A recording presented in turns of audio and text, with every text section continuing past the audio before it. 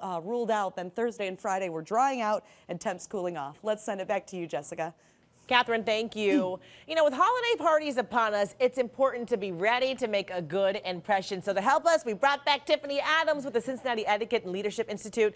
She's always helping us out. Good morning to you. Happy holidays. Happy holidays to you. You're always helping us out with things like this. We're talking about good impressions. We all want to leave one, especially as we go to all these different functions that we have.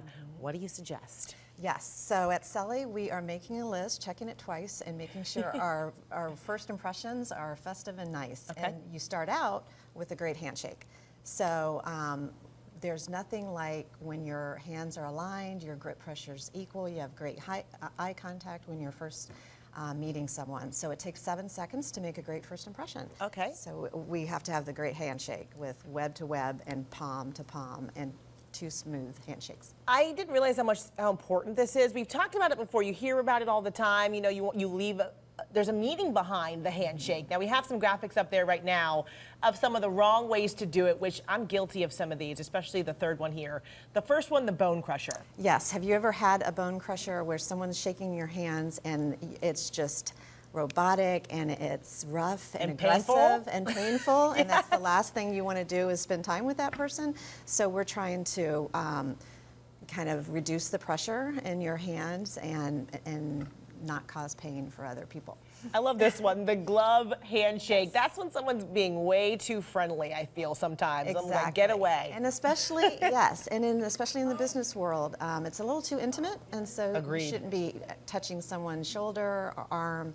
Too close. Getting too close. I Yes. totally agree. And number 3, I do this all the time. What kind of message am I sending if I do the fingertip holder? So the fingertip holder, you can come across as a little bit insecure, weak, and that is not you, or that is not anyone. So the fingertip pressure holder, you want to go all the way in. This is the area, you know, your web. Yeah. So you want to go web to web with that other person, okay. And you want to have palm to palm and shake confidently. I like that. 2 smooth pumps. So. All good suggestions. Really quickly, you have something called BEAM. Yes. What does that mean for us next time we go to an event? So when you're walking into an event, it's just an acronym to help you remember to beam and make that great first impression. Be open with your body language. You know, smile before you're even going into the event so that people will want to approach you. Eye contact is avoid the eye leakage, where you're looking at other parts of the room instead of concentrating on that person. You might be looking at your phone and you're sending a message that you're not really interested in that person. Being approachable is basically opening up your body language, encouraging people that you're open to new experiences, and you want to become a friend. And then memorizing names. There's nothing sweeter than hearing your name throughout the conversation. Absolutely. You know what? That's really good for the introvert too, because a lot of folks, they're nervous to start a conversation, but if you start with a smile and are approachable, it reduces the stress and the cortisol and makes you at ease with yourself too. Good advice. Okay, now this is the thing. Yes. When you're at a dinner party, how often do you have a plate in your hand, a glass of wine, you got to juggle everything? So how do I do it? There's a trick.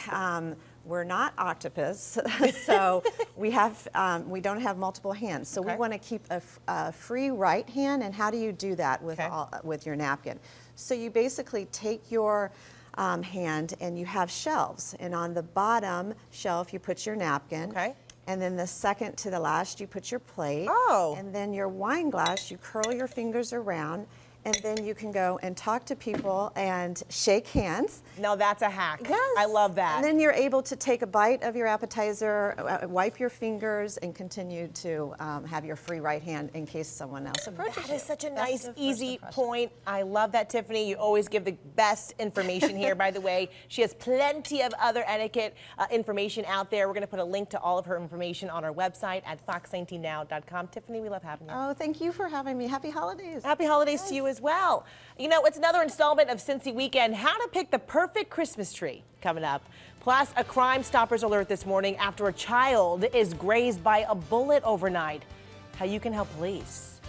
And let's give you a live look outside here on this Saturday morning. Beautiful shot, but don't be fooled. It is freezing out there. You're going to need all the layers you can get this morning, especially if you're doing SantaCon or picking out your Christmas tree. We'll be back in a moment.